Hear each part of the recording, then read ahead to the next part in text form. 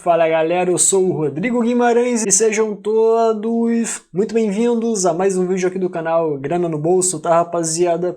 Seguinte, no vídeo de hoje vamos falar ali sobre o John McAfee, exatamente, mais uma vez ele, agora está sendo ali processado pela SEC, né, que seria ali equivalente à nossa CVM por ter lucrado com projetos de criptomoedas. Aí você pode estar me falando assim, mas pô Rodrigo, só por isso, cara?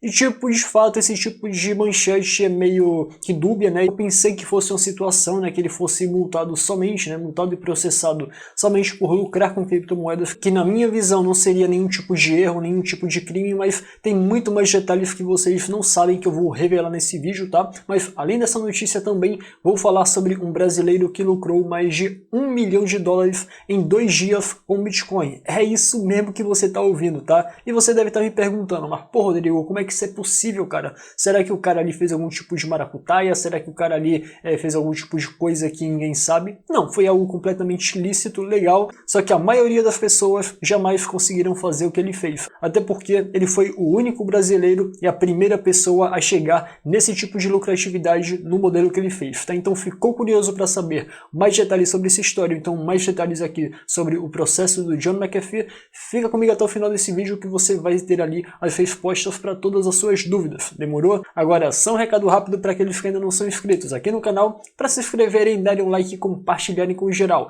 Tem alguma dúvida? Deixa aqui embaixo nos comentários. Quer trocar aquela ideia comigo então? Receber notificação lá pelo WhatsApp? É só adicionar esse número que está passando embaixo na sua tela aos seus contatos e mandar um oi. E claro, né, se você também quiser participar de uma sala de sinais de criptomoedas inteiramente grátis, é só clicar aqui no primeiro link embaixo na descrição. Valeu? Recado dado, agora vamos comentar aqui primeiramente sobre esse caso envolvendo o John McAfee, né, porque ele teria meio que feito alguns tipos de promoções de ICOs, né, que seriam ali as criptomoedas que ainda estão começando, que estão surgindo, e há um tipo de campanha de financiamento de tais projetos, e o cara teria faturado cerca de $21 milhões.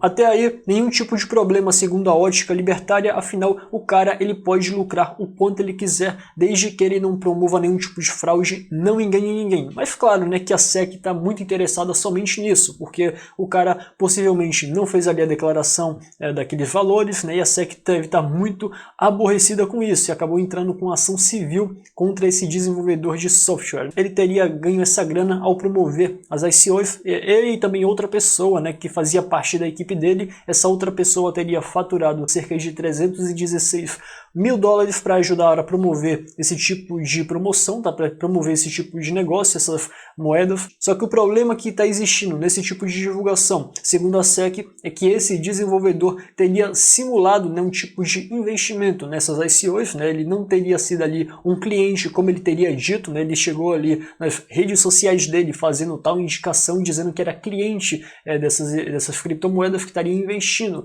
nesses projetos, que teria ali uma boa lucratividade com o passar do tempo. Só que a maioria das ICOs entre o período de 2016 e 2018 acabaram fracassando, e consequentemente a maioria das ICOs que o John McAfee acabou promovendo também acabaram fracassando e dando prejuízo a muitas pessoas. Só que nesse caso aqui não teria prejudicado o John McAfee, porque ele teria sacado a maioria ali da quantia que ele tinha em ICO, né, provavelmente em Ethereum, que era a principal criptomoeda, né, que era a rede em que era rodada a maioria das ICOs, e ele acabou ali saindo no lucro. A maioria das pessoas que investiram acabaram saindo no prejuízo, porque o projeto, né, melhor, os projetos acabaram se desvalorizando com o tempo, tá? Então ele teria ganho aquela grana em ICO, que consequentemente teria sido convertida em Ethereum ou então em outra criptomoeda que estaria sendo utilizada por tal ICO, e ele não teria colocado um centavo naqueles projetos. Então isso aqui se configuraria como uma fraude. Eu vou dizer que eu acredito 100% nesse tipo de afirmação da SEC. Eu digo que não, porque se trata aqui de um órgão estatal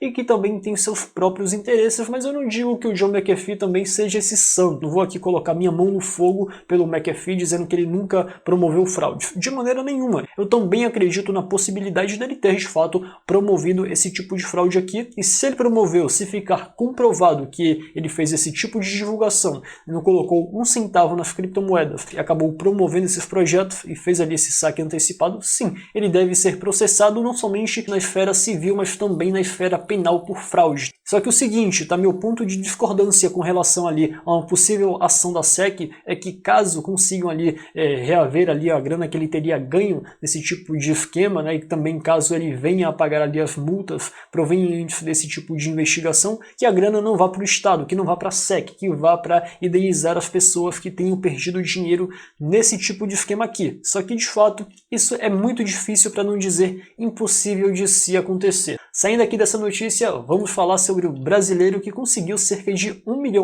mais de $1 milhão em Bitcoin num torneio de pôquer. Isso em 2 dias, em 48 horas. E se você já está todo animado aí para tentar fazer a mesma coisa que esse brasileiro fez, olha só, eu vou te dizer que isso aqui é muito, mas muito difícil de se acontecer. Esse brasileiro aqui deve ter muito conhecimento e muita experiência em jogadas de pôquer, tá? Porque torneios de pôquer são basicamente cassinos, na minha visão, tá? Eu sei que eu posso estar falando besteira. Se tem alguém que joga pôquer, por favor, comenta aqui embaixo se eu estou comentando besteira ou não, tá? Mas mesmo assim, nesse caso aqui, mesmo que você seja muito inteligente, né, você aprenda muito rápido e queira colocar também de forma bem célere aquilo que você aprender para tentar ganhar ali uma grana, não vai ser tão rápido e tão fácil quanto você pensa, tá? Até porque ele recebeu o prêmio em bitcoins. Provavelmente ele nem estava apostando bitcoins, tá? Talvez ele estivesse ali apostando uma certa quantia em dólares e achando que receberia em dólares. Só que com o passar do tempo, em dado momento do torneio, ele foi informado que receberia em criptomoedas. Inclusive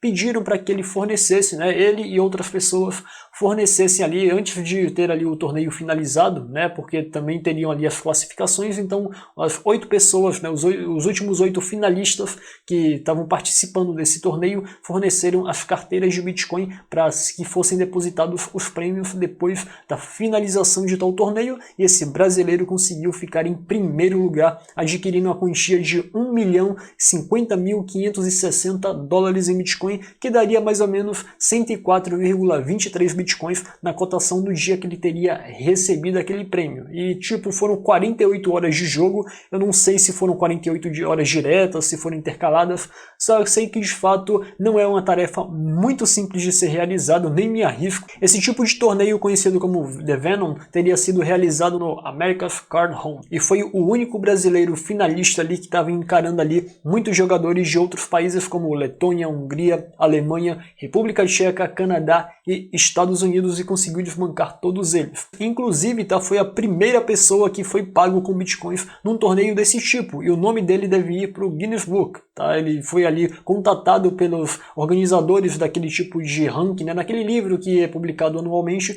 para que futuramente o nome dele possa ser incluído ali no livro dos records. Então, como você pode ver, o cara não se utilizou de nenhum tipo de esquema ilícito, tá? Ele não promoveu nenhum tipo de golpe, nenhum tipo de fraude, foi algo completamente dentro do normal. O cara possa ser que não entenda nada sobre Bitcoin, inclusive esse tipo de suspeita se dá porque depois que ele recebeu o prêmio, tá, possivelmente ele não tenha sido informado sobre a volatilidade do Bitcoin e se assustou, porque no dia seguinte ao que ele recebeu o prêmio, o Bitcoin deu uma certa desvalorizada, né, caiu ali de $10.200 para 9.900, e aí ele teria perdido cerca de $300 por Bitcoin. Ele ficou meio que assustado, mas com a volatilidade, né, com o passar do tempo, o Bitcoin ele acabou recuperando, né, aquele tipo de patamar, e ele consequentemente acabou se livrando ali desse tipo de, entre aspas, prejuízo, né, e conseguiu recuperar aquele valor. Eu recomendo ali, não sei se ele está assistindo esse vídeo, mas caso alguém que o conheça, então caso o próprio jogador de poker, o próprio Rafael Moraes, esteja assistindo esse vídeo, eu recomendo ali que estude um pouco, né, sobre Bitcoin. Não digo que vire um especialista na criptomoeda, mas estude um pouco, porque isso é o futuro, principalmente para torneios de poker, tá? Isso aqui é só o começo, e ele com conhecimento mínimo sobre criptomoedas viria muito bem a calhar ali futuramente para a própria vida dele. Mas enfim, galera, espero que vocês tenham gostado desse vídeo. Se você gostou, peço novamente o seu like e o seu compartilhamento, e nos vemos na próxima.